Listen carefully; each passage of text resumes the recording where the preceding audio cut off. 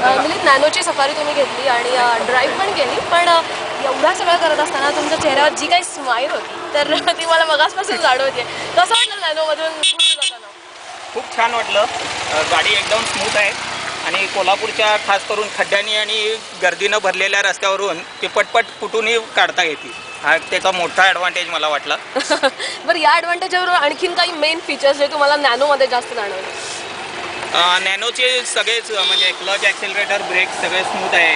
एकदमच गाडी चालवायला एकदम प्लेजर आहे आणि इतर कारपेक्षा ते हे छोटा आकार असल्यामुळं ती मॅन्युअरिंगला खूप सोपी पडते. बरोबर, आणि आपल्या गर्दीतल्या रस्त्यातनं वाट काढताना पण खूप सोपी पडते. हो. पण मिलिंदने जशी गाडी चालवली त्याचबरोबर ड्रायव्हिंगची मजा घेणारे पण दोघे पंटर माझ्याबरोबर आहेत. Hello hello, Harish. हरीश, कसं वाटलं नॅनोमध्ये बसून? एकदम कम्फर्टेबल वाटलं. म्हणजे आजपर्यंत बऱ्याच कारमध्ये बसलो होतो, पण थोडं वेगळं वाटलं याच्यामध्ये. आणि काय एक वेगळी गोष्ट काय जाणवली तुला नॅनोमध्ये? थोडं कम्फर्टेबलनेस जो आहे तो जरा जास्त जाणवला याच्यामध्ये. क्या बात आहे. पण मिलिंद आणि हरीश बरोबर बाकी सगळे आहेत आणि त्यांच्याबरोबर पुन्हा एकदा सेकंड फेरीला मी चालली आहे, त्यामुळे टाटा, बाय बाय.